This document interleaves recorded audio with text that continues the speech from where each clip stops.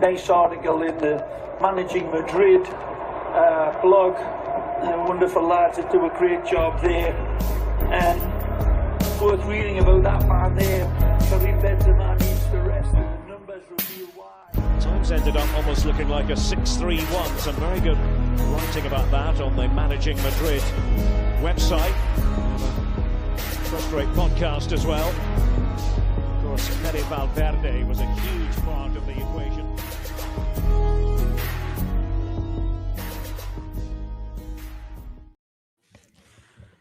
Hello and welcome to the Managing Madrid podcast. We are recording this about 20 minutes after Real Madrid beat Real Valladolid 3-0 at Santiago Bernabeu in the first game of the season. Shout out to Sam Leverage, who covered this on site for Managing Madrid. He is at the stadium now. He'll be covering Carlo Ancelotti's press conference. You can also read his work at the final whistle over on managingmadrid.com, as well as Matt Wiltsey's player ratings on the night. They're already up at the final whistle. That's where you need to be at the final whistle. Make sure you check out all of the written content over on managingmadrid.com. Speaking of player ratings and Matt Wiltsey, Matt is right here, right now.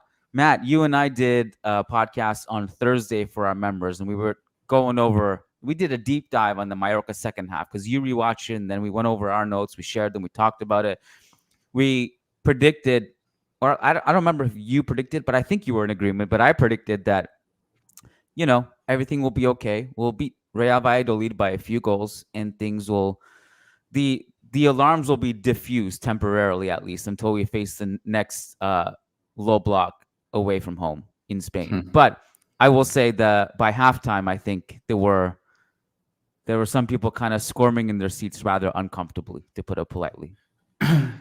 Yeah, I think, even just reading some of the comments here now, when some of the reaction after Twitter, despite a 3-0 win, I think a lot of people still feel like alarm bells are ringing, a little bit frustrated with that first half performance and just what we've seen over 3 consecutive games now. And I think comparing this to the Mallorca second half, like there were a lot of things that were much improved, which was great to see, particularly just our transition defense, our compactness as a team.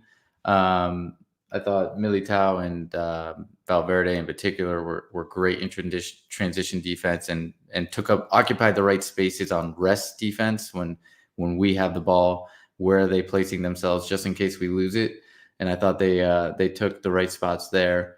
And those were the positives. And then obviously the negatives were just, we know what we're coming up against now in La Liga. It's going to be low blocks. No team's going to give Mbappé, Vinicius, and Rodrigo space to run in behind. So how do you solve for that? And I think, I've got a lot of thoughts. I'm sure you've got thoughts on like, hey, what we need to do to be more efficient and change this going forward. So I think there are probably 2 separate conversations we have to have, and maybe 2 different timelines in this podcast. And there is Real Madrid's performance after going up 1-0 after the Fede Valverde free kick, and then the performance they had before Fede Valverde's free kick, where it was 0-0.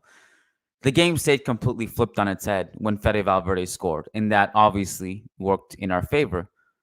There are going to be two different faces of Real Madrid this season, I feel like, until Ancelotti really figures out how to do it consistently. But there is the Real Madrid when the game is tied or when they're losing, which hasn't happened yet this season. We haven't gone down a goal yet.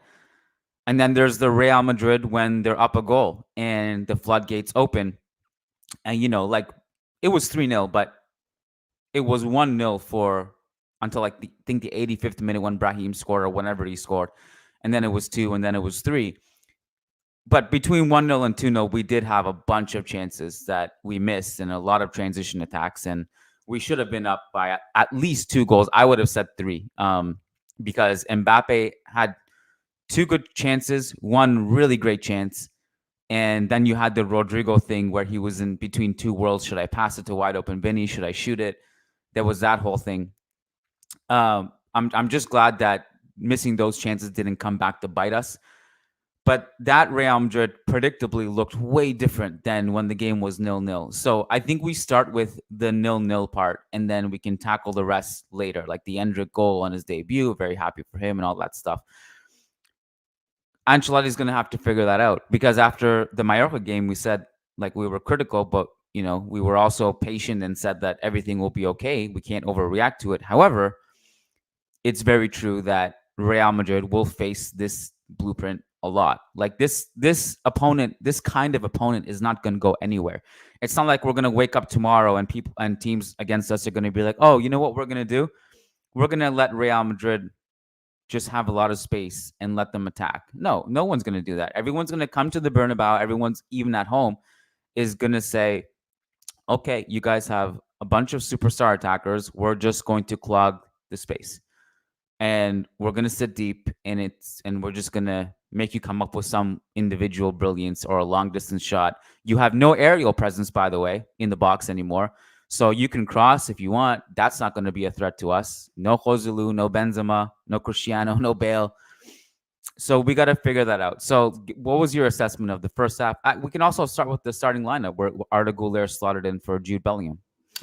Yeah, I mean, I think we were all excited about Arda starting and getting that opportunity. And I think what maybe part of the reason why the first half was so frustrating was because Arda was actually taking up good spots in between the lines when he was playing in that number 10 role, but we didn't have anyone who could thread it into him. Like, that's what we were missing. Tchouaméni and Valverde.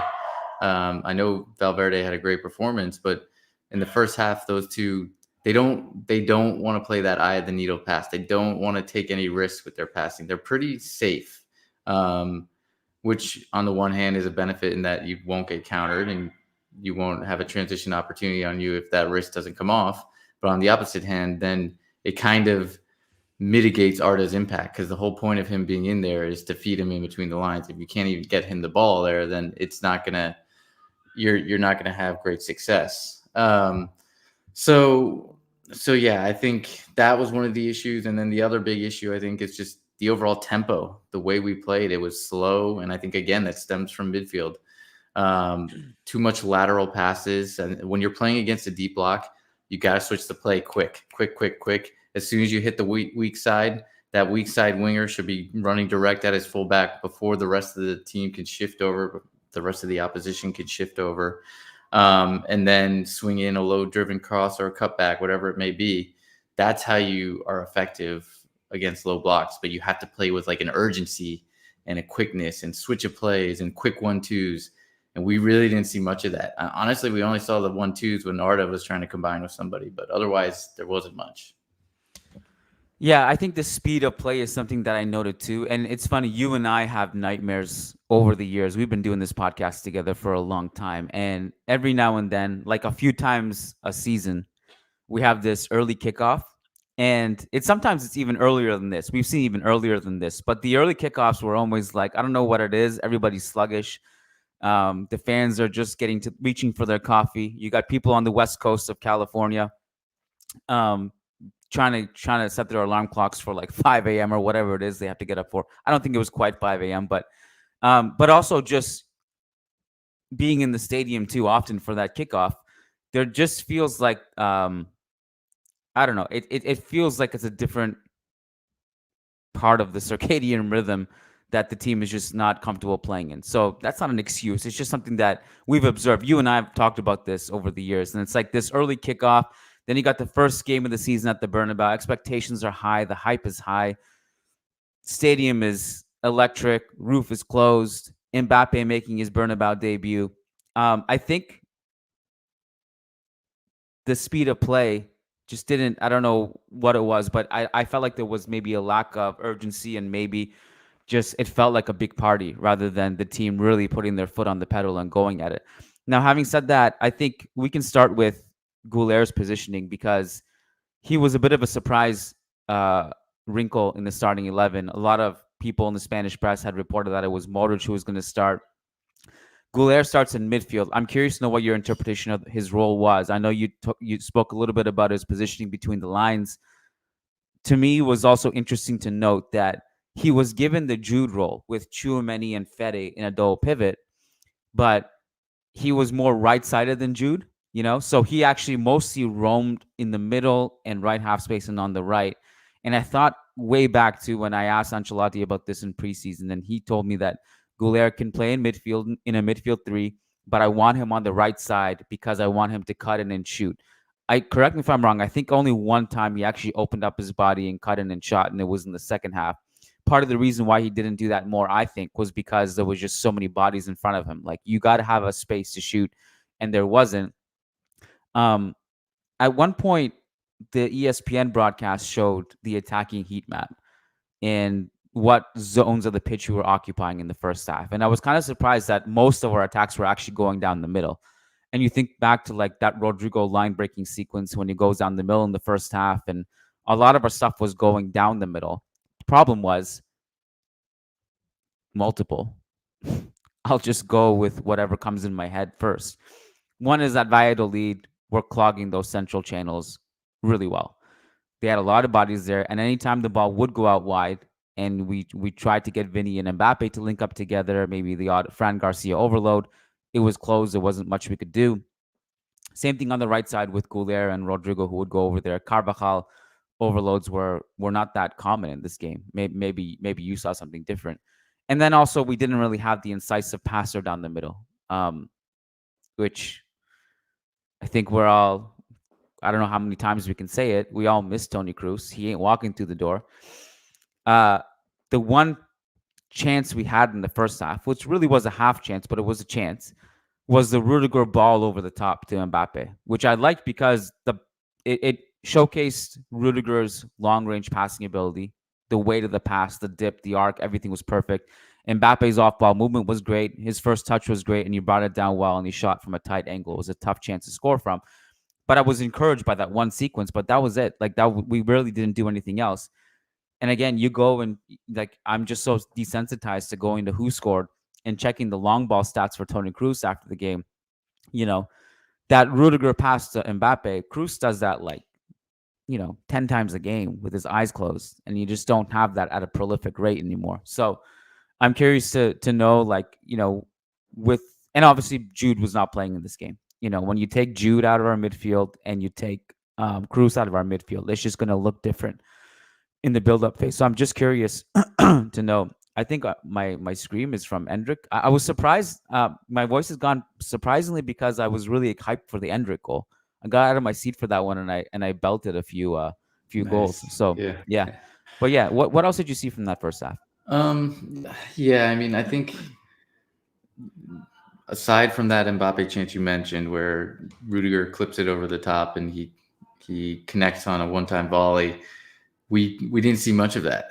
And obviously, you're not going to get much opportunity for that with how deep Valladolid were playing. But what frustrated me was we were really static in the final third. Like, everybody was just kind of standing. Like, if Mbappe is going to fake and make that run, then somebody else check to the ball, and vice versa. If Mbappe is going to check, then somebody else make a run in behind. Like, there just wasn't. Who was amazing at that, making runs just off the shoulder of the defense, was Callejon. And just like somebody doing that, like, just constantly make the defense think about, where are they running? Where's the next running come? And you're not going to get it every single time, but then you just recycle your run and do it again. And that way it keeps them on edge and like makes them have to make decisions. And if one's going and one's making a run in behind, then yeah, it makes defenders have to make a decision. And I think because we were so static, it was so easy for Valladolid. Like, and the other thing I noticed about the attack that I didn't like is I almost feel like with this team and with these attackers that we're playing with, obviously, it's almost too fluid right now. I think Ancelotti is giving them too much freedom. And I'm not saying we need a Pep Guardiola, Arteta, like, strict positional system and stuff like that. Like, I'm not a proponent of that. But what I do think is we need a little bit more structure and a little bit more positional discipline in these types of games.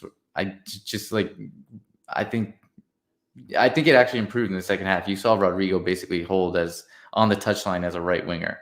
And I think he needs to do that. I think we need a little bit more structure. Everybody can't, as sometimes it comes off when they all combine over on the left, but a lot of times it doesn't. And I think it should be more of a one-off rather than a consistent theme. And I'd like to see just a little bit more structure in that final third, particularly with those three.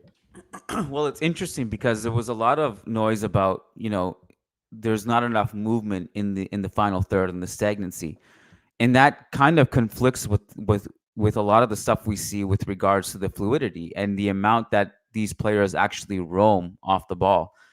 But I think to your point, it kind of goes hand in hand because the fluidity does seem unstructured. And, it's Ancelotti likes to give his players attacking freedom in the final third. If you have it where people are just kind of getting in each other's way, then you get the England problem from Euro 2024, where Bellingham and Foden are making the same runs, and so is Kane. So you have like three players doing the exact same things, and sometimes you just need to decongest it. I was surprised maybe Goulet didn't help more with that because he's a different profile, but I did think Goulet improved as the game wore on. He got better towards the end of the first half. He was really good in the second half, and I just like by the time he came off, like I thought he was about to score. If he had like give 5-10 more minutes, I felt like he was going to do something, and he did nearly score twice. So Goulet improved to me as the game wore on. But I feel like we should pause and maybe reflect on Mbappe in this game and just Mbappe in general.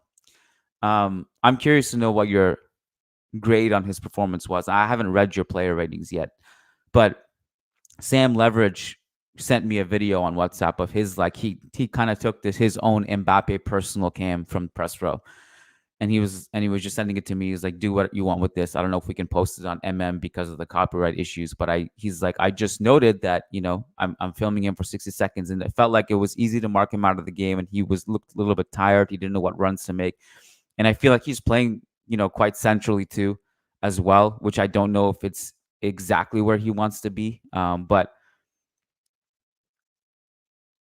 I thought he was a mixed bag. I'll put it that way. I don't like the way Sam worded it was that he felt that Mbappe is not a problem, but Ancelotti hasn't figured out quite how to use him yet. And I think that's true, but I also think he is so individually great. He almost scored 2 or 3 times in this game. The scoring part of it, I think, will come. I'm not worried about him putting the ball in the back of the net. But I think, and I also this part of it, I think, is sometimes difficult for people to see in the moment when your superstar is missing chances. And you start complaining, does this guy fit? Is this guy a problem? Is he getting in the way? I just think 9 times out of 10, I think that last chance that Mbappe had just before he comes off for Endrick, he scores that 9 times out of 10, right? I don't know, he just put it wide. I didn't, the way he placed it, the angle, also the way he put his laces to it. I mean, I feel like he normally scored last season. He scores that goal. He scores 1 or 2 of these chances that he normally takes. We're having a different conversation about him, is my point. So the things he's doing well is that he's making really good off-ball runs and getting into good goal-scoring positions, both today and against Mallorca, but he didn't finish them. Is he playing perfect games? No. But I just feel like a lot of this stuff will come. I'm not worried about him. Now, whether Ancelotti needs to change his role or not, I'm not entirely sure even that's true. I don't really know how much you can do when you have Vinny on the left wing and you're trying to get these guys to coexist, which I just think it'll come. I'm just saying I'm not worried about it. I think in a different universe, he takes those chances. We're having a different conversation about him. And I also don't think he's 100% match fit yet either. Yeah. I graded him as a 5 in this game. I've been underwhelmed at his performances thus far, but what I will say is it's so apparent in certain moments just the quality he has. And even that volley from the Rudiger pass, to connect with that, get it on target with his weak foot was just unbelievable. So there's little moments like that where he he shows his quality, and you're like, okay, as soon as it starts to click for this guy and the chemistry and the mesh, and like you said, getting match fitness, I think it'll get better. Um, but I guess I've been surprised at how little he's involved in our play, and two, I was kind of expecting from him what I had with Jude last year, where of course, I knew Jude was an incredible player, and I thought 100% worth the fee we paid for him. But even that, he blew me out of the water. Like in the first half of the season, I was like, oh my God, this guy's better than I even expected. And I was kind of hoping and expecting to see that with Mbappe, just to like see him more up close and really get detail into his games. And it hasn't, for me yet, I haven't felt that way. The lack of involvement, I think, is an interesting point. We're just going through Vinny more. That's just how our offense has been built, for the past few years. You look at the touches in this game. Mbappe, 47 touches, the least of any outfield Real Madrid player on the field. But having said that, he was also very momentous. Despite only having 47 touches, he had 4 shots. 3 of those shots were on target. And so my point was like, not the best performance, not as involved as we would have liked it to been, but he also had great goals. He got himself into great goal scoring positions. Now, having said that, it's like some of that has to do with the game state. In the second half, when he had those 2 really good chances, Valladolid had started to open up. In the first half, when Valladolid didn't open up, he didn't have those chances apart from that one from the Rudiger pass. So and we haven't gotten to the good stuff yet, but this still comes down to the fact that we need to figure out the low block thing because it's not going away anytime soon. Our best scenario in every game is going ahead of goal. That's what we have to hope for. Like we got to go ahead of goal so that we can open the game up. And until that point, until we're in games where that doesn't happen, we just have to find better ways to knock it down. Yeah, and I think we're gonna get frustrated by low block. Like it's just we've seen it how many no matter with Cruz, without Cruz, with Modric, with whoever. Like you get frustrated by low blocks. It's the That's fact of also the matter. true. Like as much as we Yeah. miss Cruz, like this has been a situation we've struggled with Cruz, Modric, Cristiano, and Bale. Yeah, and what I'll say is, though, the thing about playing in a low block as a defensive team is like, or at least for Real Madrid on the ball, you can either make it easy for that team or you can make it really difficult. Yes, you may be frustrated, but you can tire them out by the way you play. And eventually, like one little mistake in the second half, their 70th minute, 80th minute, like it gets really, really hard just to like keep that concentration and play in that deep block. And it'll be more like, yeah, again, it'll be frustrating for us to watch, but I think like we talked about earlier, if you up the tempo, if you switch the play quickly, if you take your defenders on, if you do quick 1-2s, like those are the things that will tire a defense out and really make them have to concentrate. And like I talked about how like if Mbappe goes and somebody else makes a run in behind, like make defenders make choices. And we were way too static. We made it easy. Valladolid probably weren't that tired after the first half. I think they eventually did tire in the second half, but that's my point is like, we're going to see this a lot and we're probably going to have a lot of 0-0 first halves, but we don't have to play like that against the low block. Like we can still come out of a 0-0 first half in a low block, but play like we did in the first 5 minutes of the second half. Like even before Fede scored, you could tell we upped the tempo and the team came out of the locker room way more engaged and ready to like have a true go at it. Yeah. So ironically, as much as people cry out about symmetry, which I've been on the record plenty of times, I don't really care about symmetry. In a game like this, actually, like some of the more symmetrical sequences we had in the first half, especially, um, it kind of made it easier for Valladolid because we spread out the field a little bit more, and we didn't have that classic like left side overload. Everyone's there, and then we switch it to a Carvajal who's making a darting run on the outside. Carvajal was a little bit more conservative in the first half and in the game overall. And Valladolid, I think, were smart to play narrow for that reason because it allowed them to rotate quickly wherever they need to go. Speaking about the good stuff, because there are good stuff.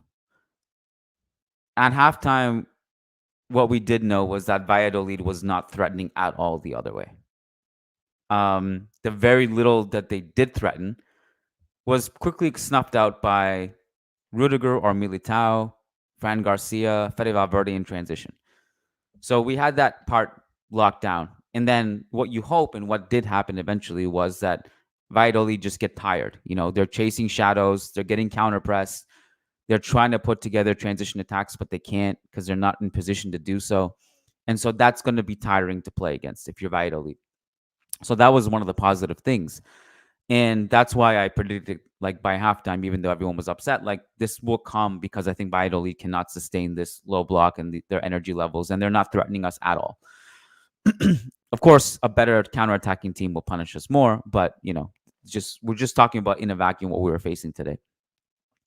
One of the ways you can generate creating more space for yourself is counterpressing, because once you lose the ball and the other team gives it away to you quickly, they're not in position to be where they want to be when they were in their low block, like seconds prior to that play. So I think our counter press actually was better today. I thought Rodrigo worked really hard defensively. I think we had some really good counter pressing sequences. Our press is still bad. I'm starting to really just come to the realization that we should just stop pressing. Like in a normal, like slower build up sequence, when the opponent has the ball, one or two players commit from our team and we just get sliced through. Like, we got to stop pressing, in my opinion, because we're not good at it.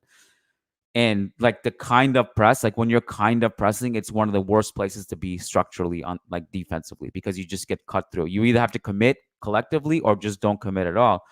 So I think we should stop pressing. That's one thing. But our counter press is where we should focus on to generate more chances. And I thought we were actually doing that in the first half. But again, one of our big problems that might be underrated is that we don't have the cross cheat code anymore. Like, we just don't have anyone to cross to. And I don't know how that's going to work out. Yeah, those are just some scattered thoughts from the first half that I had. Well, let me ask you this then. Next game, are you rolling out the same lineup?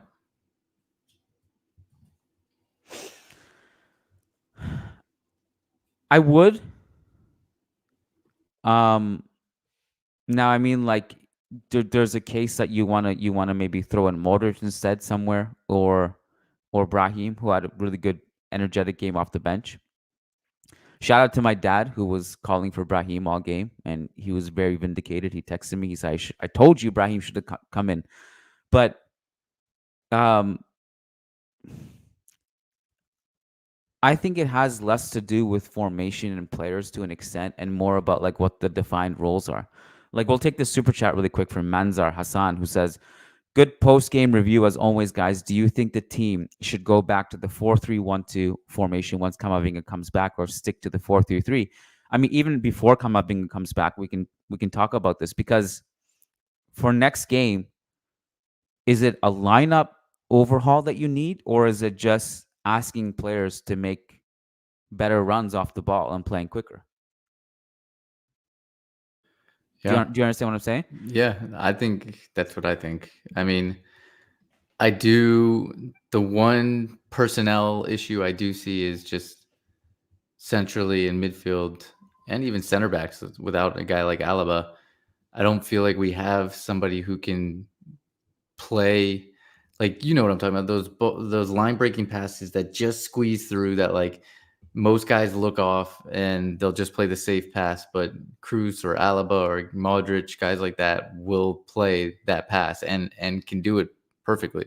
I just don't think we have that, and so I think that makes it that little bit harder to break these low blocks down. So that's where I would actually be willing to, probably against a team like Valladolid, like I'm willing to play Modric over Tchouaméni. Yeah, that's maybe the only change I would make. So I think Goulet actually, like, if you maybe, as he gets more comfortable and acclimatized to the starting lineup and playing midfield, I'd be curious to know how he also could improve individually and therefore improve the team. Lucas said on Twitter that he thinks maybe Goulet, if you put him in a deeper role to help from those deeper progressive passing points where Tchouaméni and Fede were, where they couldn't really help us in that situation. might help. I mean, this is getting really, I mean, weird considering that he is primarily an attacking midfielder, and we're talking about playing him a little bit deeper. And I feel like jumping to an even deeper role would be maybe a crazy jump for his profile so soon. But you think about Cruz essentially was the six in the build-up phase, right? And you wonder if Goulet can play that role, and if he does, is that actually maximizing his skill set? I don't know, but I think that part of Cruz's game is a point that I don't know if we have that profile in the squad right now, right? Like, apart from the obvious stuff that Cruz does with controlling the tempo and the vertical passing, but specifically playing as the six in the build-up phase is a part of his game that I think we really miss. Yeah, yeah, and I mean, I do think Modric can play that role to a degree. Um, I think the concern with Arda playing even as an interior is like what Ancelotti's talked about, is you take him away, he's further away from goal where he's so Yeah, lethal with it's the that left Jude foot. problem. It's Yeah. like you're good at a bunch of stuff. Yeah. So yeah, I mean, I think obviously the game state changed after we scored, and we had those chances that you mentioned, Vinny outside the boot to Mbappe, Rodrigo, where he kind of fluffed that opportunity to either shoot or pass it, and goals were coming, and Valladolid were now going for the game, and they were tired, but it did feel like, I gotta admit, it did feel like when the subs came in, Modric, Brahim, Ceballos, just felt like, oh man, there's more connectivity, there's more 1-2s, there's little triangles around the pitch, people are playing. Like, again, the game was open up, Valladolid was way more open, but it just felt more like a unit. And so I guess that's not to say we should change our starting 11 or anything like that. It is to say, though, that, again, it goes back to the Mallorca game, and I think he learned his lesson.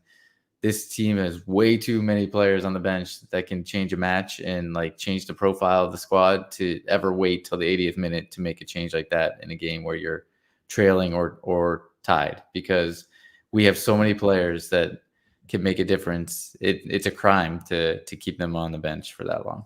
So I have some more thoughts on this, and I was thinking about this a lot actually, and I don't know. Maybe I was saving this conversation for later into the season, but I feel like I'm ready to talk about it more now. Given what you just said, we have so many game changers off the bench. What I propose actually might make that even more difficult to make everyone happy. But I'm starting, and look, we're 3 games into the season, including the Atalanta game. So it might be premature. So take my words with a grain of salt. But this is what I'm just observing right now. I think the ultimate solution, quote unquote solution, might be to just take away that extra attacker and put that midfielder. When Camavinga comes back, it's Camavinga, because Jude is essentially a third attacker anyway, like wherever he is on the pitch. Last season's lineup of Vinny and Rodrigo with Bellingham and then Cruz, I mean, essentially what I would do is just Mbappe replaces Rodrigo in the lineup and Camavinga replaces Cruz. Like, those are the 2 positions. Damn, that Endrick goal really killed my voice. So I think that's where we ultimately will land. The problem is that so that creates other problems, in that now on the bench you have Rodrigo, Brahim, Goulet, Modric, Ceballos, etc., Endrick. And you have 2 superstar attackers who can't really be taken off. So then you're getting into the situation where you're going to have to just take off one of the midfielders, I guess, if you're going to, or just not make any attacking subs. I don't know what that looks like. Ultimately, you have to ask yourself, do you really care about, pissing people off in the depth chart, or if this is the best solution or not? I'm not sure. Pissing Mbappe and Vinicius off. Like, at some point, maybe they have to come off at the 70th minute instead of the 80th. But is that even the right decision? Because I'm in the camp of, we've talked about that before. Yeah, because I'm in the camp of that Vinny and Mbappe, they're the type of players that could be literally horrible, just shit for 90 minutes. But I would still keep them on the field because I'm banking on the 91st minute moment of magic. because they're Yeah. superstars. So at this point, you don't envy Carlo Ancelotti because he's damned if he does, damned if he doesn't. Yeah. And so, yeah, but I agree with you. I think what's going to end up probably happening is Rodrigo, rightly or wrongly, even if he's the best informed attacker, is going to get dropped. We'll add a midfielder, and that will be that.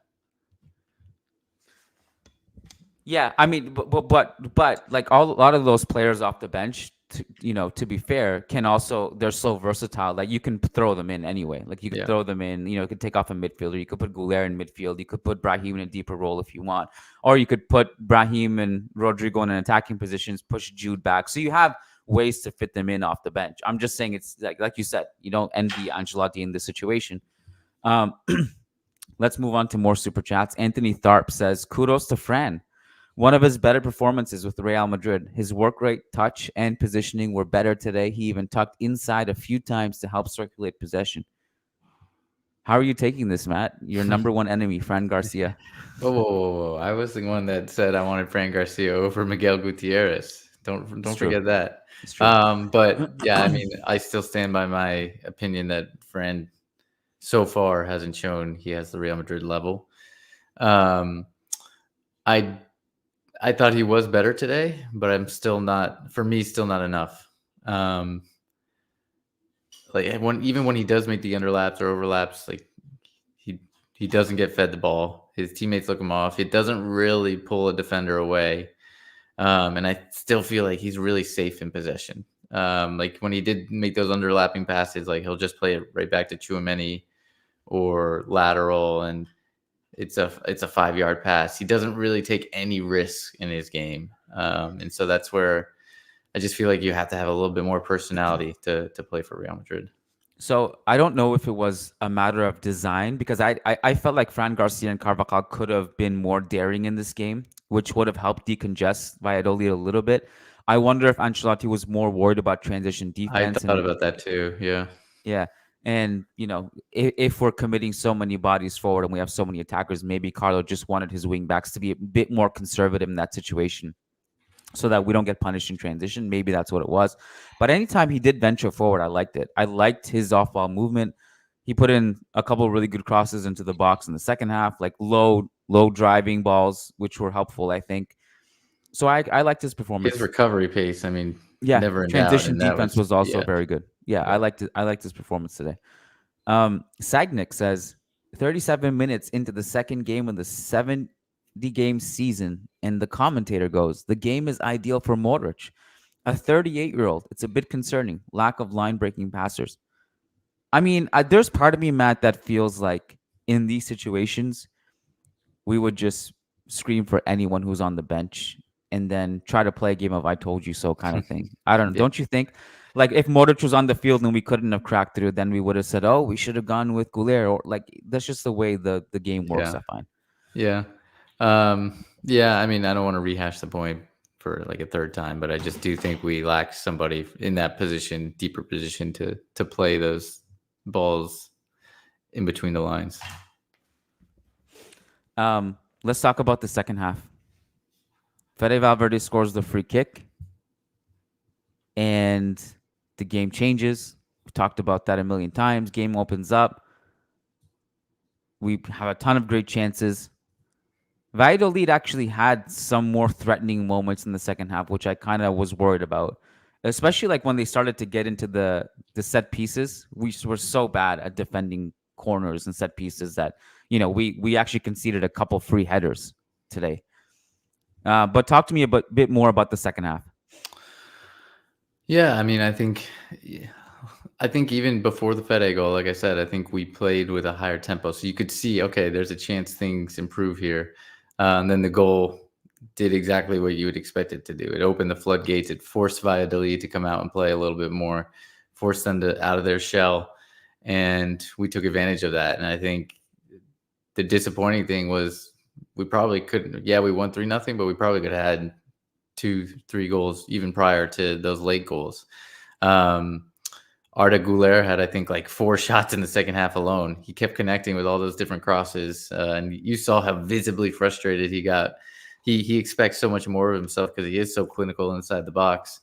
Um, and he was visibly frustrated that he wasn't able to convert one of those. Even the shot he took outside the box right before he came off was really forced the goalkeeper into a parry, and it was another good shot.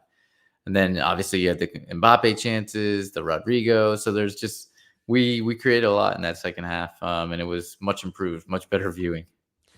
So I brought, for those of you guys following on YouTube, you can see on the screen now. I just brought up the chances and the XG, which Real Madrid had 2.18 according to Understat.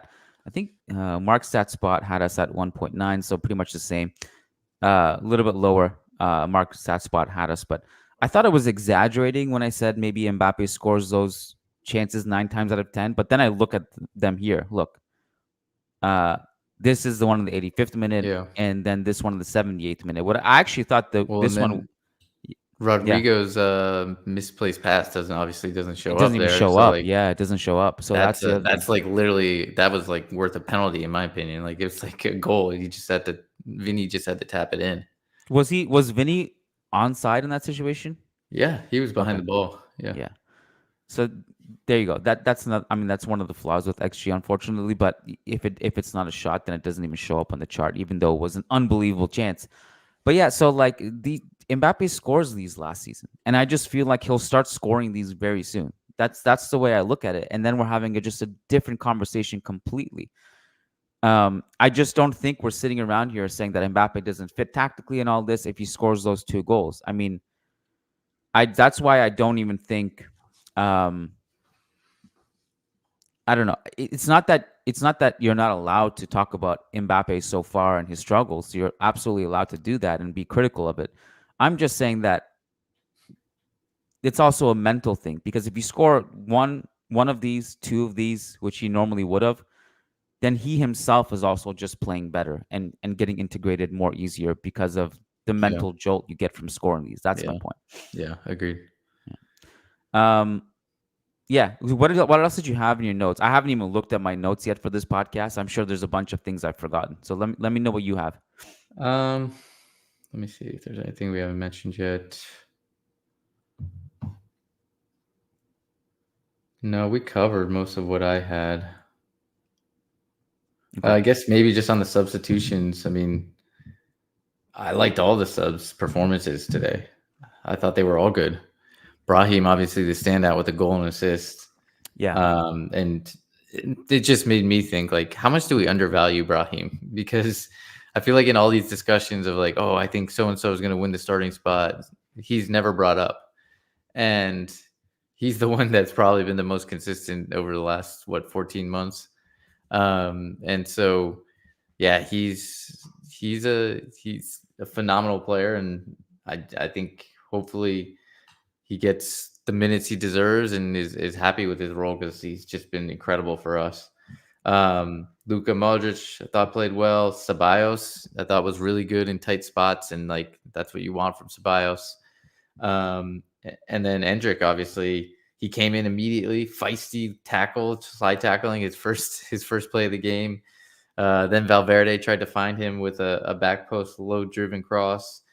Valladolid was able to clear that, and then the goal kind of felt like destiny. Like it felt like Brahim waited too long to play him that pass. He was waiting, and then Brahim eventually got it there, and he shifts over. He's got a tight angle, shifts it onto his weak foot, and scores near post. Like it felt like destiny. 18-year-old on his debut, only given 4 minutes to play, 10 minutes actually with the added time, I guess. But he was that was encouraging, and so I felt like all 4 substitutions really had a positive impact. I'd like to ask you a reactionary question. So before the season started, Lucas and I were asked on the mailbag to go through and do our predictions for how many goals each player will score this season. And him and I both had Endrick as the lowest among, Mbappe, Bellingham, Vinny, Rodrigo, Brahim, and Goulet. I don't like, and I guess my question is this, without really definitively saying anything. Do you think Endrick will actually score more goals than we think? Because think about like maybe the game states he'll come in. I don't know necessarily if he'll come in that much if like, the game is on the line and you need to chase the game, you need to score goals. In those situations, it's more unlikely that you'll take off Mbappe and Vinicius. But let's assume that there's going to be a bunch of games this season where Real Madrid just make those subs because the game looks like it's in the bag, and or you just it's opened up, and you'll have more chances because of the game state. I actually wonder, do you think Endrick will score more goals than we think? So when we first signed him, I actually did an article looking back at 18-year-olds and similar profiles to him. So I did like Romario, Adriano. I put in Mbappe, Cristiano Ronaldo, Messi, Holland, like kind of all the phenoms and also similar players to him. I think Raul, Hesse. So like all these guys and Vinicius and Rodrigo as well. So I kind of tried to do guys that had like what was their first season at 18 at Real Madrid, and then also guys kind of similar profile, and then kind of the unicorns in Messi, Ronaldo, Holland, and Mbappe. And kind of what I came away with was like he'll probably have around, I think it was 1,500 minutes, and if he scores 8 goals, that's phenomenal. Like he's gonna have exceeded or hit all expectations. And then I think I said like 3 to 5 assists. So if he does that in those types of minutes and that type of performance, like it's right on par with the greats. Obviously taking out Mbappe and Holland, who were ridiculous at 18. But yeah, so I think if he can get anywhere near that, then he's had an incredible season. And I kind of wrote in one of my pieces ahead of this season that maybe that needs to be.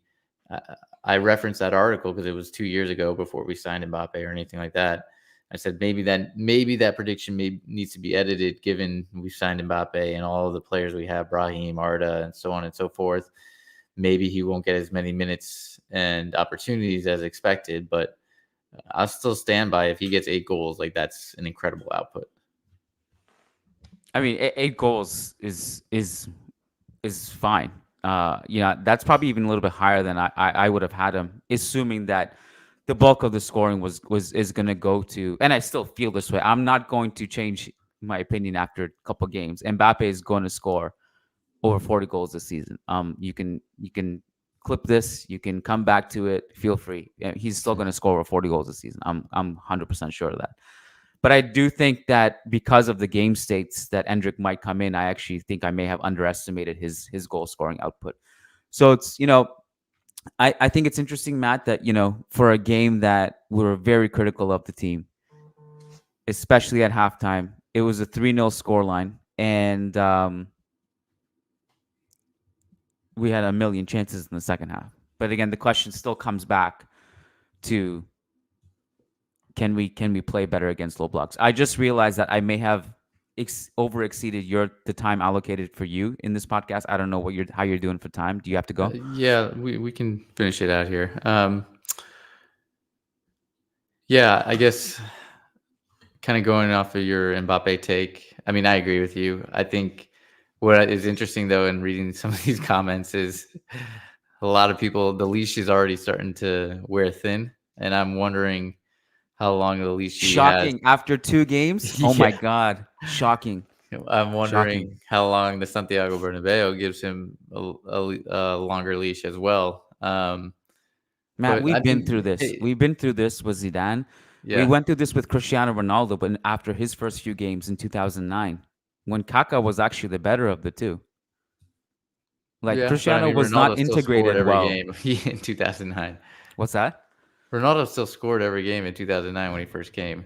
Yeah, I'm just saying that I remember there was a lot of question marks. Okay, does this guy actually fit in our team? And he's great and all this, but we've seen this before, and Mbappe's going to be fine.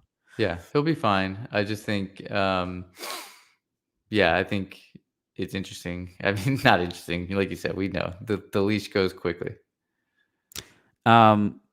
Let's take. If you have to hop off, you can at any point. I'll still go through the super chats. I might stick on for a little bit more. It's up to you. There's a question from Nilay Decide super chat. He says Rodrigo needs to do random stuff on social media and just be clinical and ruthless on the field. That misplaced pass killed me, honestly. You may have, I don't know if you worded this correctly, Nilay, or if there's a typo or a word you missed, but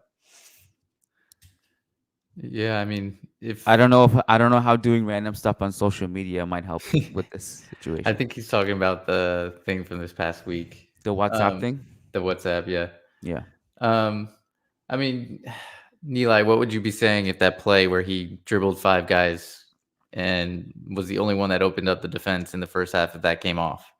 Like that's where I just feel like sometimes people hold, uh, they leave something in their head about a player and then they run with this narrative when I actually think Rodrigo did a lot of things really, really well in this game. And yeah, that final pass didn't come off, but he was, and probably in the first half, one of the few that looked good. So I mean, yeah, if that play came off, that one where he dribbled everyone, what would we be saying? I think the one that stood out was, I don't know, it seemed like he was in between two worlds, the indecisiveness to pass to Vinny or shoot it in the second half. Um, Rodrigo is in a lot of ways a streaky player that builds on confidence, you know, He in reminds waves. me of how the fan base felt about Benzema at his age. Don't you think? People Yeah. were so divided on Benzema Yes. at the same age, at like 24, 25. And look what Benzema went on to be. I'm not saying that's what Rodrigo's going to go on to be, but I mean, I feel like you can see Rodrigo has insane quality.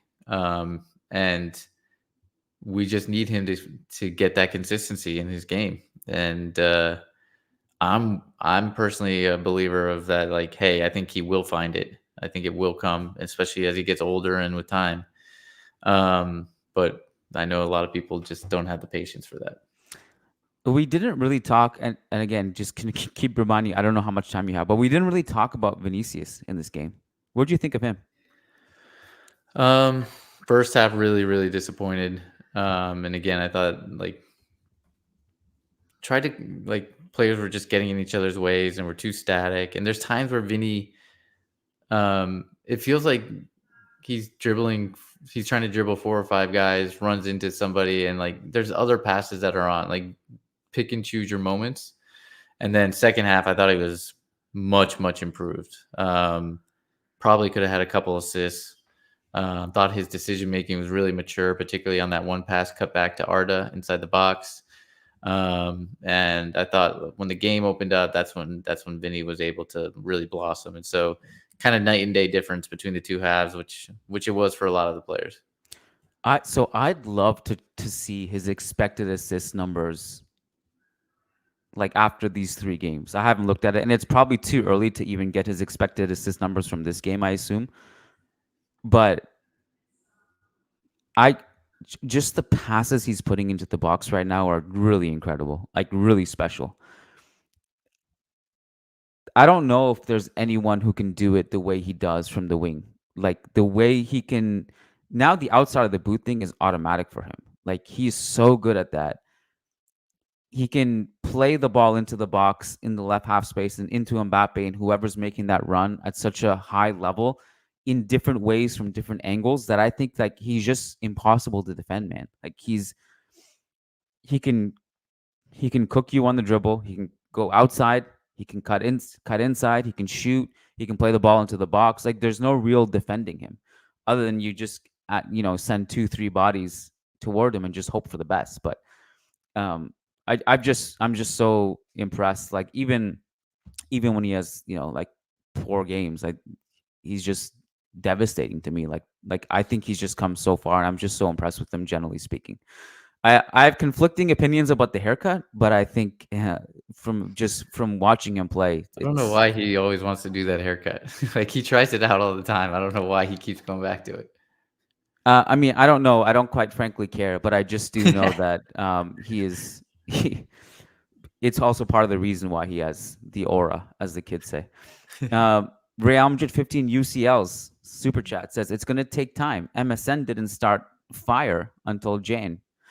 fire emoji until January. I 100% agree with that. I also think like you don't want your team clicking in August, September, peaking in August, September. How many times do you see that? You see teams who peak in the early part of the season and then they fall out by the winter or the spring. So I do agree with that. Like I'm okay as like these patterns and these things we can work them out and things chemistry will come and I do think this team will start to click later in the season, which is what you want. You don't want to be um peaking now, but what you do need is to get results. So we got the results today, and then obviously with the new format of the Champions League, I don't think there's going to be as much room to not get results. So I think we need to be careful there as well.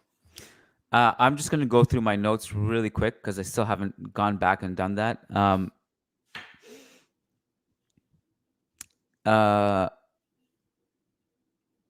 Yeah, I mean, I don't know if we speak about Militao enough. We kind of mentioned him at the top of the show. Transition defense, fantastic. He was great on the ball, passing, dribbling, out of pressure. He's been good in all three of these games. Yeah. Even the Mallorca game, which pretty much everyone was terrible. Yeah. He was good. I think we should all be very happy and thankful where he is right now, because him and Courtois have bounced back from these ACL injuries. And look, in Militao's case, understandably, it took a little bit longer than it did with Courtois, but I'm very happy with where they are at, both of them, post-surgery. Yeah, 100% agree. Militao's been fantastic. Ancelotti, after the game, managing Madrid, tweets out all the post-game quotes from the account. You guys can go there after the game and check what Carlo and others have to say. But he says, I don't think Mbappe's participation as a number 9 will affect him. He is an incredible striker, very fast, and moves very well without the ball. He will start scoring in this position and can score in any position. Yeah, it sounds right.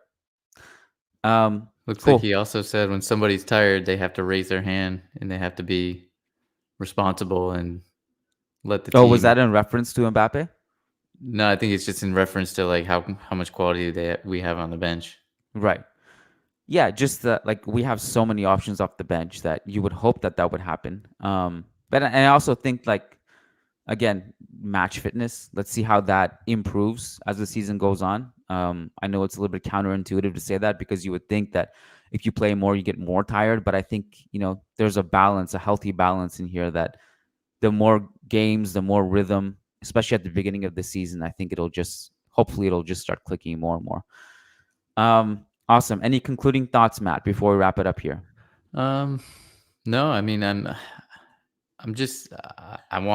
looking forward to the days and weeks where we have two games in a week, and so we can start to get into a little bit of a rhythm here, see a larger sample size of this team, of this attack, and be able to really make some more conclusions on like what we think could be improved and when things will start to click, and see Mbappe start to kind of really embed himself.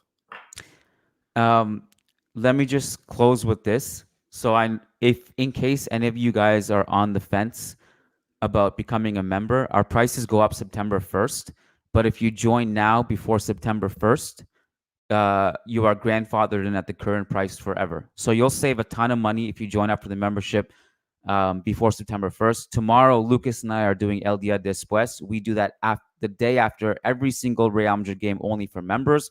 We also do a weekly mailbag only for our members. Matt and I also do a weekly segment called Big Picture, once a week only for our members. So you get a ton of content and a lot of bonus perks. Sign up before September 1st and save a ton of money. Patreon.com/Managing Madrid. Please drop a like on this video. Hit subscribe. We appreciate all the super chats that came in. Thank you so much for tuning in.